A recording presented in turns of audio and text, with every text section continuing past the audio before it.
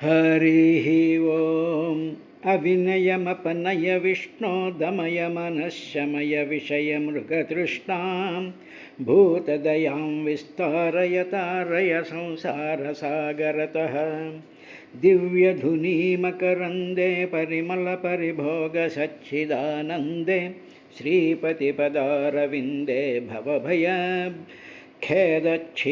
वन्दे सत्यपि भेदापगमेनाधातवाहं नमामकीनस्त्वं सामुद्रो हि तरङ्गः क्वचन समुद्रो न तारङ्गः उद्धृतनगनगभिदनुजकुलामित्रामित्रशशिदृष्टे दृष्टे भवति प्रभवति न भवति किं भवति रस्कारः मत्स्यादिभिरवतारैरवतारवतावता सदा सुधां परमेश्वरपरिपाल्यो भवता भवतापभीतोऽहम् दामोदरगुणमन्दिरसुन्दरवदनारविन्द भवजलधिमथनमन्दरपरमं दरमपनयत्वं त्वं मे नारायणकरुणामयि शरणं करवाणि तावकौ चरणौ इति षट्पदीमदीये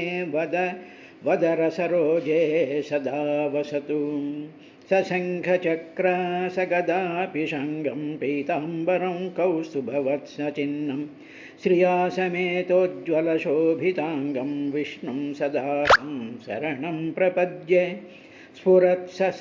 स्फुरत्सहस्रारशिखातितीव्रं सुदर्शनं भास्करकोटितुल्यं सुरद्विषां प्राणविनाशि विष्णोश्चक्रं सदाहं शरणं प्रपद्ये विष्णोर्मुखोद्धानिलपूरितस्य यस्य ध्वनिर्धानवदर्पहन्तां तं पञ्चजन्यं शशिकोटिशुभ्रं शङ्खां सदाहं शरणं प्रपद्ये यज्वानिनादश्रवणात् सुराणां भेतांशु निर्मोक्तभयानि सद्यः पतन्ति दच्चाशनिबाणवर्षिशारङ्गं सदाहं शरणं प्रपद्ये हिरण्मयां मेरुसमानसारां कौमोदिकीं दैत्यकुलैकहन्त्रीं वैकुण्ठमामाग्रकराभिमृष्टां गदां सदाहं शरणं प्रपद्ये रक्षोऽसुराणां कठिनोग्रकण्ठच्छेदशिरःशोणितदिग्धधारां तं नन्दकं नमहरेः प्रदीप्तं खड्गं सदाहं शरणं प्रपद्ये इदं हरेः पञ्चमहायुधानां स्तवं पठेद्यो ननुदिनं प्रभाते समस्तदुःखानि भयानि सद्यः पापानि नश्यन्ति सुखानि सन्ति। हरिः ओं श्रीगुरुभ्यो नमः। మైత్రేయ మహర్షి విదురుడికి కపిల మహర్షి తన తల్లి అయినటువంటి దేవహూతికి ఆత్మ యొక్క తత్వం గురించి ఆయన చెప్తూ ఉండేటువంటి విశేషాలను మనం చూస్తూ ఉన్నాం. ఇందులో గ్రహించవలసినటువంటిది ఏమిటి అంటే, జీవుడు అనేటువంటి దాని యొక్క అర్థం మనం జాగ్రత్తగా మనసుకి బాగా పట్టించుకున్నట్లయితే కొన్ని ప్రాబ్లమ్స్ మనకి సమస్యలు సాల్వ్ అవుతూ ఉంటాయి. జీవుడు అనేటువంటిది ఏమిటి అంటే జ్ఞానము, తెలుసుకునేటువంటి లక్షణము, తరువాత గ్రహించేటువంటి లక్షణము, అది ఒక వెలుగు, అది ఒక ఎరుక అంటే కాన్షియస్నెస్. ఈ కాన్షియస్నెస్ అనేటువంటిది, తర్వాత ఈ వెలుగు అనేటువంటిది, ఈ తెలుసుకునేటువంటి ఆ తత్వం ఉంది చూసారా, ఆ తత్వం నిరాకారమైనటువంటిది, దానికి ఆకారం ఉండదు.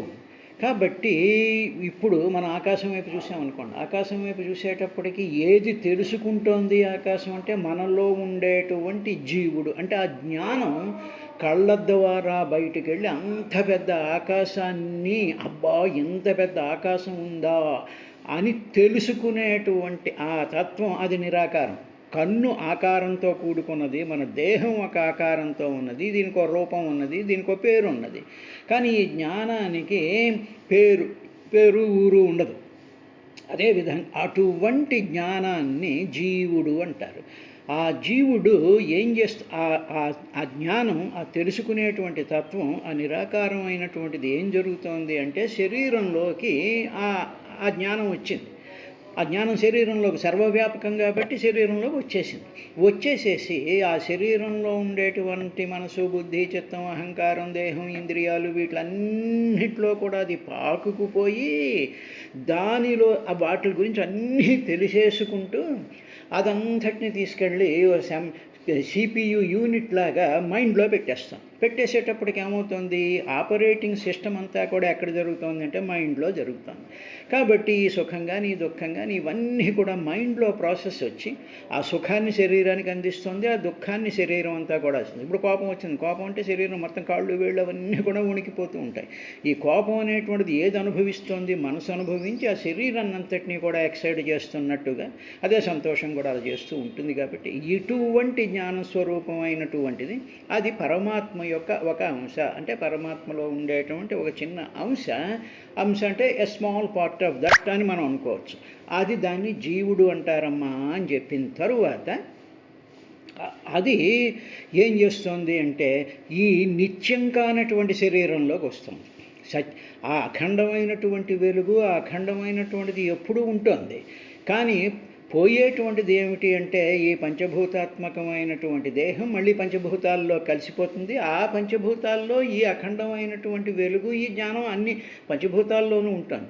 ఇవన్నీ కూడా సంఘాతము. ఈ పంచభూతాలన్నీ కూడా సంఘాతం అంటే ఒక చోటకు చేరి ఒక ఆకారాన్ని ఏర్పరచుకుంటే అవి దేహాలు అవుతున్నాయి. ఈ దేహాలు అనేటువంటి శాశ్వతం కావు, నిత్యం కావు, కాబట్టి అవి పడిపోతూ ఉంటాయి అనేటువంటి విషయాన్ని ప్రతి మానవుడు కూడా మనసులో ఈ విషయం తెలుసుకోవడం వల్ల మనిషికి, ఒక మనిషి పోయినా ఒక మనిషి వచ్చినా కలిగేటువంటి సుఖదుఖాలకి ఓహో ఇవన్నీ వచ్చేవి పోయేవి అనేటువంటి ఒక సత్యం మన బ్యాక్గ్రౌండ్లో ఉన్నప్పుడు ఈ రాకపోకల వల్ల కలిగేటువంటి దుఃఖాలు కానీ సుఖాలు కానీ వాటి యొక్క ఇంపాక్ట్ చాలా తక్కువగా ఉంటుంది అనేటువంటి విషయం చెప్పేటువంటి దాన్ని వేదాంతము అంటారు.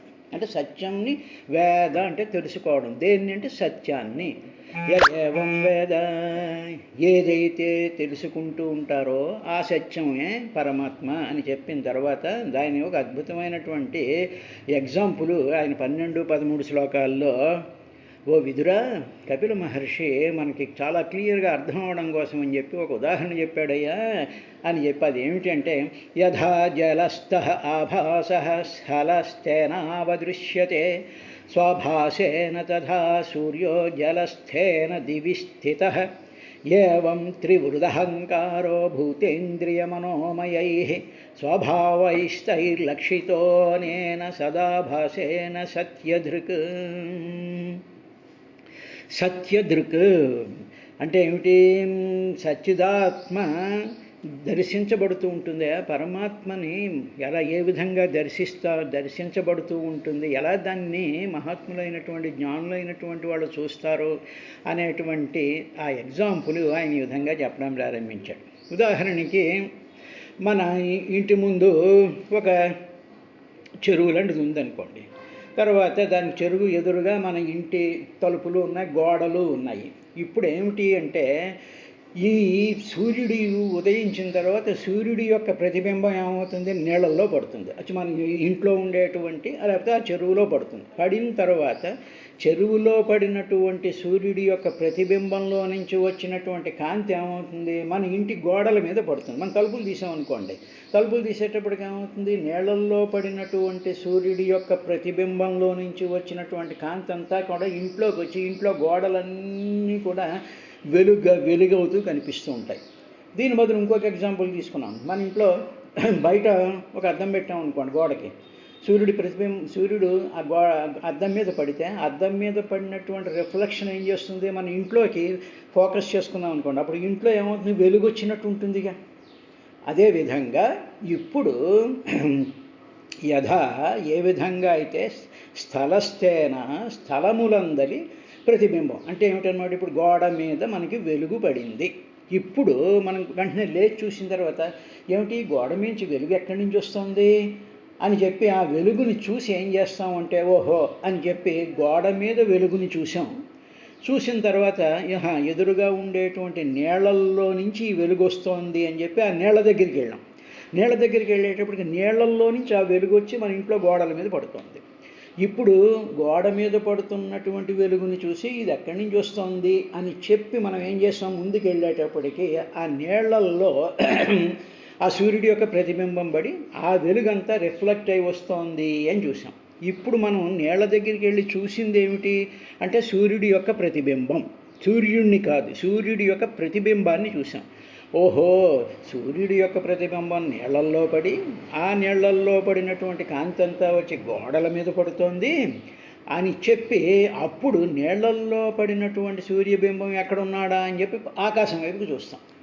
ఎప్పుడైతే ఆకాశం వైపు చూసామో అక్కడ సూర్యుడు కనిపిస్తాడు. అంటే ఓ స్వామి, నువ్వు ఆకాశంలో ఉన్నావయ్యా, ఆకాశంలో నుంచి వచ్చి నీళ్లల్లో పడ్డావు, నీళ్లల్లో పడ్డొచ్చినట్టు మా ఇంట్లో పడ్డావు, అప్పుడు ఇల్లంతా కూడా ప్రకాశమానంగా అయింది అని చెప్పి ఆ అసలైనటువంటి సూర్యుణ్ణి ఇంట్లో గోడ మీద పడినటువంటి కాంతిని పట్టుకుని నీళ్లల్లో ఉండేటువంటి సూర్యుడి ప్రతిబింబం దగ్గరికి వెళ్ళి ఓహో అని చెప్పి దాన్ని అనుకుని ఆ నీళ్లల్లో పడ్డ సూర్యుడి యొక్క ప్రతిబింబాన్ని బట్టి ఆకాశంలో ఉండేటువంటి సూర్యుడిని చూస్తాము. యథా జలస్థ ఆభాస, ఏ విధంగా అయితే జలములందు పడ్డటువంటి ఆభాస వెలుగు స్థల సేనావదృశ్యతే, స్థలం ఏంటంటే ఈ ఇంట్లో గోడల మీద వాటి మీద, స్థలం అంటే ఈ గోడలు ఇవన్నమాట, వాటి మీద అవదృశ్యతే, ఏ విధంగా అయితే మనం గోడల మీద పడినటువంటి వెలుగుని చూస్తామో అది ఎక్కడి నుంచి వచ్చిందంటే యదా జలస్థ ఆభాస, నీళ్లల్లో పడినటువంటి ఆ వెలుగుని బట్టి, అలాగే స్వాభాసేన తథా సూర్య, దానిని బట్టి జలస్థేన దివిస్థిత, జలంలో పడినటువంటి జలస్థేన నీటిలో పడినటువంటి సూర్య, సూర్యుడి యొక్క ఆ సూర్యుడు ఎక్కడున్నాడు, దివి స్థిత, ఆకాశంలో ఉన్నాడు. దివి అంటే ఆకాశంలో, స్థిత ఆకాశంలో ఉన్నటువంటి సూర్యుడు, దివి స్థిత సూర్య జలస్థేన, జలంలో పడి అక్కడి నుంచి స్వ ఆభాసేన, ఈ జలంలో పడ్డటువంటి సూర్యుడి యొక్క ప్రతిబింబం యొక్క వెలుగు ఆ ఆభాస చేత స్థలస్థేనావదృశ్యతే, గోడల మీద పడి దాన్ని మనం చూస్తూ ఉన్నాము. అదన్నమాట. అంటే ఇప్పుడు మనం గ్రహించుకోవలసింది ఏమిటి అంటే గోడ మీద పడినటువంటి వెలుగు, నీళ్లల్లో పడినటువంటి సూర్యుడు, అంటే గోడ మీద పడినటువంటి వెలుగుని చూసి ఈ వెలుగు ఎక్కడి నుంచి వస్తుంది అని చెప్పి ఎదురుగా ఉండేటువంటి నీళ్లల్లోకి వెళ్ళి చూసి ఓహో, నీళ్లల్లో పడినటువంటి ఆ సూర్యుడి యొక్క ప్రతిబింబం వల్ల ఇంట్లోకి గోడల మీదకి వచ్చింది అని చెప్పి ఈ ప్రతిబింబాన్ని చూసి ఇది ఎక్కడ పడింది అంటే ఆకాశంలో దివిస్థిత సూర్యో జలస్థేన దివిస్థిత అని చెప్పి సూర్యుడిని ఏ విధంగా చూస్తుంటామమ్మా అదే విధంగా ఏవం త్రిబుధహంకారో భూతేంద్రియమనోమయై స్వభాసైర్లక్షితోనేన సదాభాసేన సత్యధృక్. ఇప్పుడు ఇక్కడ గోడ ఎవరు అంటే మనిషి యొక్క శరీరం, ఇక్కడ గోడ మనిషి యొక్క శరీరం. ఇప్పుడు మనిషి యొక్క శరీరం ఉందనుకోండి, జీవుడి యొక్క శరీరం, ఈ శరీరంలో ఏమున్నాయి, కళ్ళు ఉన్నాయి, ఇంద్రియాలు ఉన్నాయి, ఇవన్నీ ఉన్నాయి, ఇవన్నీ పనులు చేస్తూ ఉంటాయి, గుండెలు కొట్టుకుంటూ ఉంటాయి, ఇవన్నీ కూడా మనం గ్రహిస్తున్నాంగా. నా చేతులు ఇలా ఉన్నాయి, నా గోళ్ళు ఇలా పెరుగుతున్నాయి, నేను ఇలా అందంగా, నా చర్మం ఇలా మెరుస్తుంది, అలా ఉంది, ఇలా ఉంది అనేటువంటి ఎరుక, ఆ ప్రకాశం ఉందే, ఈ ప్రకాశం అంతా మనకి ఎలా తెలుస్తుంది అంటే ఇప్పుడు గోడ మీద పడినటువంటి వెలుగు వల్ల ఇది గోడ అని ఎలా తెలుస్తుందో, ఒక ప్రకాశం పడుతోంది మనకి, అంటే ఒక వెలుగు, ఒక కాన్షియస్నెస్, ఒక ఎరుక మనకి కలుగుతోంది. ఇది నా దేహం అహమస్మి, నేనున్నాను, నా దేహంలో కాళ్ళు చేతులు ఇలా చూసుకున్నాం అనుకోండి, కాళ్ళు చేతులు ఆ గుండు కొట్టుకోవడం ఇవన్నీ కూడా మనం చూస్తూ ఉన్నాంగా, అది వెలుగు కదా అంటే తెలుసుకుంటున్నాంగా, ఒక జ్ఞానం ఉందిగా, ఆ వెలుగు కదా, దాన్ని బట్టి ఇవన్నీ ఉన్నాయి అని చెప్పి మనం చూసుకుంటూ ఉన్నాం. ఇది గోడ మీద పడ్డ వెలుగు బట్టి గోడని గ్రహించినట్టుగా మన శరీరంలో ఉండేటువంటి కదలికలు, మనం చేసేటువంటి పనులు, మనం అనుభవించేటువంటి సుఖదుఖాలు ఇవన్నీ ఉన్నాయి, వీటిలన్నిటినీ కూడా మనం గ్రహిస్తున్నాం కదా. ఏ వెలుగు చేత గ్రహిస్తున్నాము అంటే అది భూతేంద్రియ మనోమై స్వభావై. ఇవి ఏమిటంటే ఇప్పుడు జలం ఏమిటి అంటే బయట ఉండేటువంటి జలం ఏమిటి అంటే మన శరీరంలో ఉండేటువంటి అంతఃకరణ చతుష్టయం, మనసు బుద్ధి చిత్తం అహంకారం అని చెప్పేటువంటి లోపల ఉన్నాయిగా. మనసు ఉంది, బుద్ధి ఉంది, తర్వాత ఈ అహంకారం నేను అనేటువంటి భావం ఉంది కదా. ఆ భావాలు మనసు ఏం చేస్తుంది, ఆ భావాలలో ఒక ప్రతిబింబం పడుతోంది, ఒక శక్తి పడుతోంది దాంట్లోకి. అందులోకి పడేటప్పటికి అప్పుడు ఏమవుతుంది, మనసు, బుద్ధి, చిత్తం, అహంకారం యాక్టివేట్ అవుతున్నాయి. అవగానే ఏం చేస్తుంది, మనసు అవగానే వెంటనే మన కళ్ళకి ఆ మనసు అనేటువంటి వెలుగు కళ్ళల్లోకి పడి అది చూడు అంటుంది. ఆ మనసు అనేటువంటిది వచ్చి ఆ చేతితో అది పట్టుకో ఉంటుంది. మనసు అనేటువంటిది చెప్పి కాళ్ళతో అక్కడికి నడు అని చెప్పేటువంటిది ఏమిటి, మనసులో ఉండేటువంటి వెలుగు. ఆ వెలుగు ఏం చేస్తుంది, మన శరీరం అనేటువంటి గోడని కనిపించేటట్టు చేస్తుంది. మనసు, బుద్ధి, చిత్తం, అహంకారం అంటే ఇది జలం అన్నమాట. ఆ జలంలో ఒక ప్రతిబింబం పడింది. ఇవి ఈ మనసు, బుద్ధి, చిత్తం, అహంకారం అనేటువంటి జలంలో పడినటువంటి ప్రతిబింబం ఏమిటంటే త్రివుదహంకార, త్రివ్రత అహంకార. అంటే ఏమిటి, ఈ సత్వ రజస్తమో గుణాలు అనేటువంటి ఆ గుణాలు అనేటువంటివి అదన్నమాట చెరువు. ఆ చెరువులో మనసు, బుద్ధి, చిత్తం అనేటువంటి అహంకారం, ఈ 4 అంతఃకరణలతో కూడుకున్నటువంటి చెరువులో ఒక ప్రతిబింబం పడింది. అది ప్రతిబింబం పడి ఏం చేస్తుంది, మన మనసుని, బుద్ధిని, చిత్తాన్ని, అహంకారాన్ని ప్రవోక్ చేసి దాని ద్వారా దేహం అనేటువంటి స్పృహ మనకి కలిగించినటువంటిది. అప్పుడు మనం దీంట్లో చూసుకుని ఇక్కడే సాటిస్ఫై అయిపోతున్నాం. నా మనసు చెప్తోంది కాబట్టి నా చెయ్యి కదులుతోందండి, నా మనసు చెప్తోంది కాబట్టి నా కళ్ళు చూస్తున్నాయండి అని చెప్పి అక్కడితోనే ఆగిపోతున్నాం. అంటే ఏమిటనమాట, గోడ మీద పడినటువంటి వెలుగు చూసి దీనికి కారణం ఏమిటి అంటే నీళ్ళ దగ్గరికి వెళ్ళి ఓహో సూర్యుడి అక్కడ అక్కడి నుంచి ఆ వెలుగు వస్తోంది అని ఆగిపోతున్నాం. అదేవిధంగా మనం ఎక్కడ ఆగిపోతున్నాం అంటే మనసు, బుద్ధి, చిత్తం, అహంకారం, నేను అంటే నా పేరు ఇది, నేను పురుషుణ్ణి, నాకేది, నాకు ఎంత పాండిత్యం ఉంది, నాకు ఎంత ఉంది, నాకు అంత డబ్బు ఉంది అనేటువంటి స్పృహ ఉందే, ఆ ఎరుకు ఉందే, ఆ తెలివి ఉందే, అక్కడితో మనం ఆగిపోతున్నాం. కానీ ఆ తెలివి ఎక్కడి నుంచి వస్తుంది, నీళ్లల్లో పడినటువంటి ప్రతిబింబం, సూర్యుడి యొక్క ప్రతిబింబం ఎక్కడి నుంచి వస్తుంది, జలస్థేన సూర్యో దివిస్థిత. ఆకాశంలో ఉండేటువంటి సూర్యుడిలో నుంచి జలంలో పడుతోంది. అదేవిధంగా మన మనసు, మన ఇంద్రియాలు, లేకపోతే మన అంతఃకరణ చతుష్టయంలో పడినటువంటి అందులో ఒక ప్రతిబింబం పడుతుంది. ఆ ప్రతిబింబాన్ని మనం గ్రహించడం లేదు, అక్కడ ఆగిపోతున్నామమ్మా. స్వభావై లక్షితో అనేన సదాభాసేన సత్యదుకు. ఎప్పుడూ ప్రకాశించేటువంటి ఒక సూర్యుడు ఆకాశంలో ఎలాగైతే ఉండి జలంలో పడి గోడ మీద పడుతున్నాడో అదేవిధంగా ఈ మనసు, బుద్ధి, చిత్తం, అహంకారం అని మన శరీరంలో ఉండేటువంటి వాటిని వెలిగించేటువంటి ఒకానొక అఖండ సత్యదృక్కు, ఒక మహత్తరమైనటువంటి సత్యం ఒకటి లోపలుంది, ఒక వెలుగు ఒకటి ఉంది. అది చిదాకాశంలో ఉంటుంది. ఆ ఆకాశంలో ఉండేటువంటి వెలుగే మన మనసు, బుద్ధి, చిత్తం, అహంకారం అనేటువంటి దాని మీద పడి వాటి ద్వారా శరీరం అనేటువంటి ఈ గోడ జడం కదా, ఈ జడ శరీరాన్ని నడిపిస్తూ ఉందమ్మా అని చెప్పి. అంటే ఇప్పుడు 3 అనమాట, ఆకాశంలో ఉండేటువంటి సూర్యుడు, నీళ్లల్లో ఉండే తర్వాత నీళ్లల్లో నుంచి వచ్చినటువంటి గోడ, అదేవిధంగా హృదయం చిదాకాశంలో ఉండేటువంటి పరమాత్మ యొక్క వెలుగు, అది అసలైనటువంటిది. అది ఏం చేస్తుంది, ఆ వెలుగు, ఆ ఎరుక, ఆ శక్తి, ఆ సర్వజ్ఞత్వం, ఆ జ్ఞానం ఏం చేస్తోంది అంటే శరీరంలో ఉండేటువంటి మనసు, బుద్ధి, చిత్తం, అహంకారం మీద పడి వాటిలన్నిటినీ వెలిగించి వాటి ద్వారా శరీరం అనేటువంటి గోడల్ని, శరీరం అనేటువంటి జడ పదార్థాలని కదిపితూ ఉందమ్మా. ఇప్పుడు మానవుడంతా కూడా ఏం చేస్తున్నాడు అంటే నా చేత్తో నేనేమో అది పట్టుకున్నాను, నా చేత్తో రాస్తున్నాను, నా కళ్ళతో చూస్తున్నాను, నేను ఈ చేత్తో లోపలికి అన్నం తింటున్నాను, లోపల అన్నం ఏమో అరిగిపోతూ ఉంది, నాకు ఇలా బలం వచ్చేస్తోంది అని చెప్పి అక్కడితోనే ఆగిపోతున్నాం. ఈ బలం ఎక్కడి నుంచి వస్తుంది, హిరణ్యకశిపుడు ప్రహ్లాదుని అడుగుతాడు, నీకు ఈ బలం ఎక్కడి నుంచి వచ్చిందిరా అంటే అందరికీ ఎవడైతే బలమో వాడి నుంచి ఆ బలం వచ్చింది అని చెప్తాడు. ఇది బలము అంటే ఆ శక్తి అన్నమాట.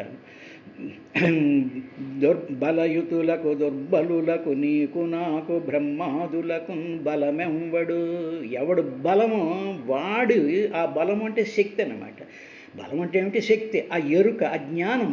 జ్ఞాన బలం కన్నా మించింది లేదుగా. కాబట్టి ఆ జ్ఞాన బలం అనేటువంటిది అది హృదయాకాశంలో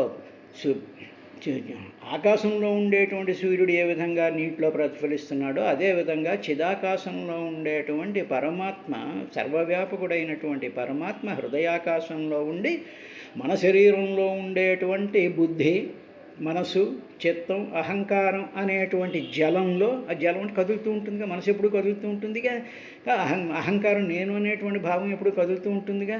ఆ కదిలేటువంటి జలం అసలైనటువంటి అహంకారం కాదు, అది అందులోకి ప్రతిఫలించి శరీరం కదులుతూ ఉంటుంది. కాబట్టి నా శరీరం కదులుతోంది, నా మనసు ప్రకారం చేస్తున్నాను, మనసే చెప్తోంది నాకు ఇవన్నీ, నా బుద్ధే చెప్తోంది, నా చిత్తం ఇలా ఉంది, నేను అహంకారం అనేటువంటి దగ్గర ఆగిపోతున్నావు. కానీ ఈ అహంకారాన్ని, మనసుని, బుద్ధిని కదిపి దానిని వెలిగించేటువంటి అసలైనటువంటి సూర్యుడమ్మ పరమాత్మ.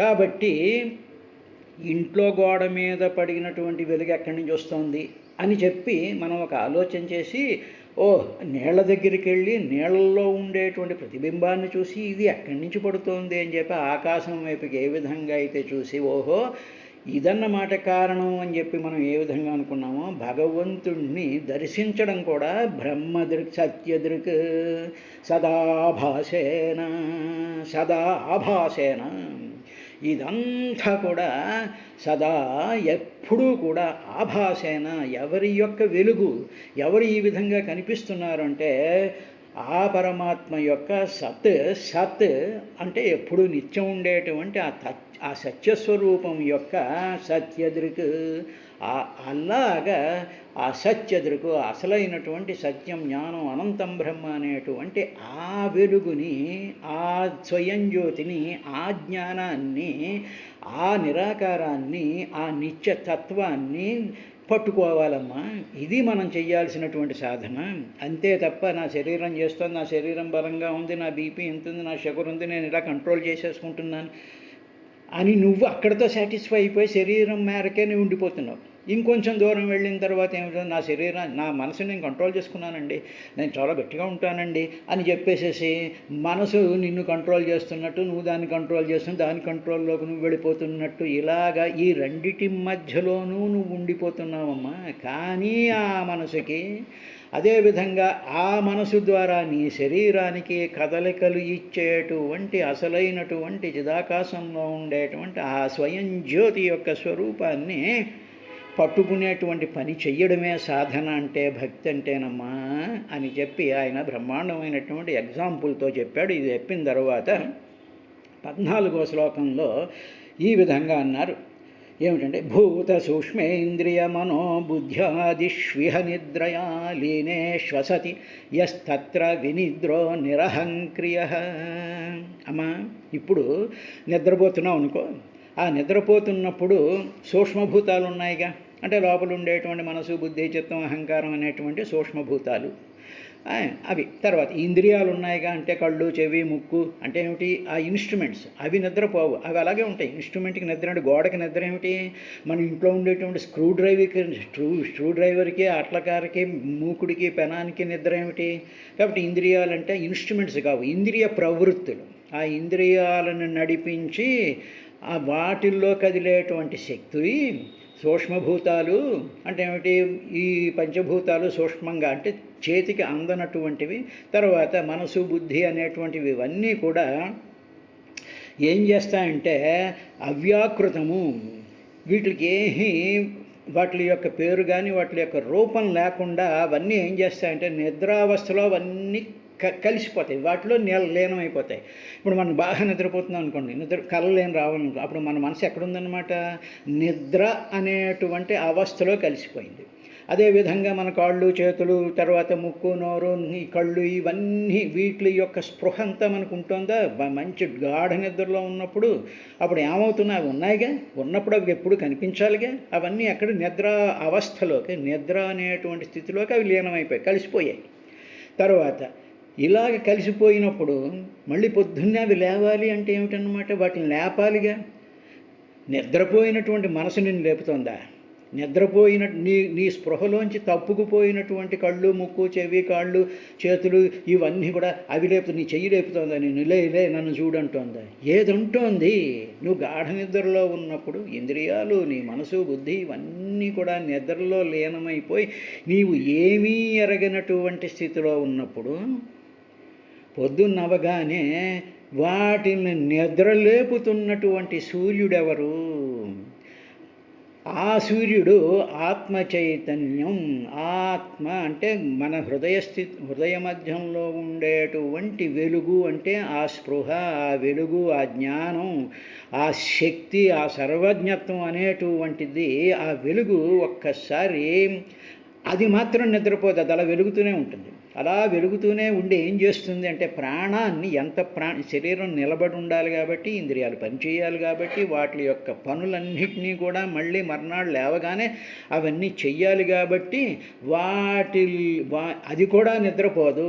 అది నిద్రపోకుండా మెలకుగా ఉండి మొత్తం వీటిలన్నిటినీ కూడా ఆవరించి ఉండి ఆ టైం రాగానే వెంటనే ఆ ఆత్మచైతన్య ప్రకాశం, ఆ లైట్ ఒక్కసారి వెలుగుతుంది. వెలగ్గానే లేస్తాం. అంటే ఉదాహరణకి మంచి నిద్రలో ఉన్నాం అనుకోండి, శుభ్రం చీకటి గదిలో ఉన్న నిద్రపోతున్న వెళ్ళారకుండా వెంటనే లైట్ వేసామనుకోండి, అప్పుడు ఏమవుతుంది, ఆ లైట్ ఒక్కసారి మన కళ్ళ మీద పడి ఆహా వెలుగు అనేటువంటి స్పృహ ఎలా కలుగుతుందో, అదేవిధంగా లోపల ఉండేటువంటి ఆ వెలుగు ఒక్కసారి లేస్తుంది. ఆ వెలుగు మాత్రం ఎప్పుడూ కూడా నిద్రించదమ్మా అని చెప్పిన తర్వాత ఈ అవస్థలన్నిటినీ ప్రకాశింపజేసేటువంటి ఆ మహత్తరమైనటువంటి క్రియ ఒకటి జరుగుతుంది అని చెప్పాడు. రేపటికి ఈ శ్లోకాన్ని చూసుకుని ముందుకెళ్దాం.